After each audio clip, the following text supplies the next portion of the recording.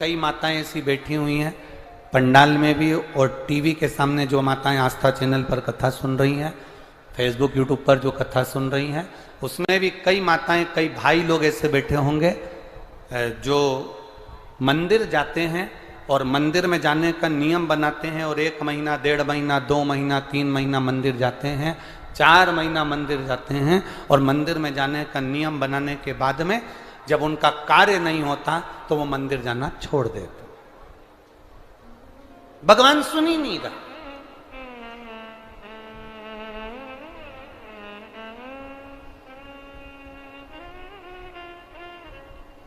कई लोग पत्र भी लिखते हैं, ऐसा नहीं कि पत्र नहीं लिखते, कई लोग पत्र में लिखते हैं, गुरुजी हम 4 महीने से मंदिर जा रहे थे, गुरुजी हम 3 महीने से मंदिर जा रहे हैं, हम 5 महीने से मंदिर जा रहे हैं, भगवान तो हमारी सुन ही नहीं रहा।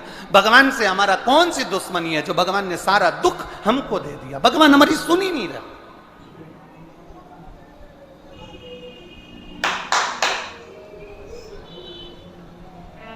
सबकी सुनता है, इतने सारे आपके पास में पत्र आते हैं, गुरुजी भगवान सबकी सुनता है तो हमारी क्यों नहीं सुन रहा? हम भी तो मंदिर जा रहे हैं, हम भी तो भगवान को जल चढ़ा रहे हैं, हम भी तो भगवान के मंदिर में झाड़ू लगा रहे हैं, हम भी तो भगवान के मंदिर में पोछा लगा रहे हैं, हम भी तो भगवान का श्रृंगार कर रहे हैं, फिर भगवान हमारी सुनता क्यों नहीं है? 2 महीना 3 महीना 4 महीना जाते हो और मन में विचार रखते हो कि भगवान ऐसा कर देना कि बस मेरा काम हो जाए। भगवान भी मन में सोचते हैं तो चिंता मत कर, तेरे यहाँ किसी की दुकान हो तो उस दुकान को एक बार देखना। एक दुकान में सेठ जी बैठा रहता है, उसको घर पर 5 लाख रुपए पहुंचाना। समझना जरा बहुत अच्छे से, सेठ जी दुकान पर ऑफिस में, और उसको 5 लाख रुपए अपने घर पर भेजना है। उसके यहां पर 15 नौकर काम कर रहे हैं। एक नौकर 1 महीने पहले लगा, एक नौकर 3 महीने पहले लगा, एक नौकर 10 महीने पहले लगा, एक नौकर 1 साल से लगा, एक नौकर 5 साल से लगा। अब सेठ जी वो 5 लाख रुपए अपने घर भेजना है तो कौन से नौकर के हाथ में देंगे?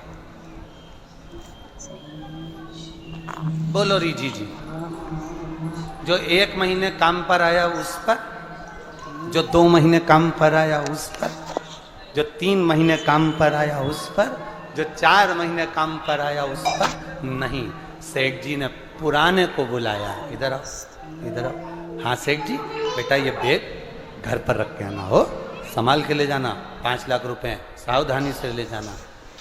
जी आप चिंता मत करो सेठ जी, आप बिल्कुल चिंता मत करो।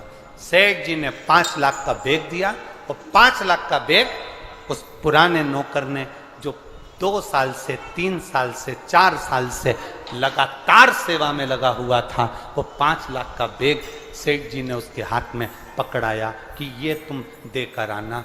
बस उसी तरह वो भोलानाथ और अपन उसके चाकर हैं, वो भी हमारे हाथ में इतनी जल्दी नहीं दे देता है, वो देगा जब जब आपको पूर्ण तरह से परख लेगा।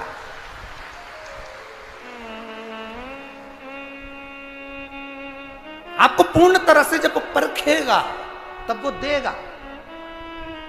और आप क्या करते हो?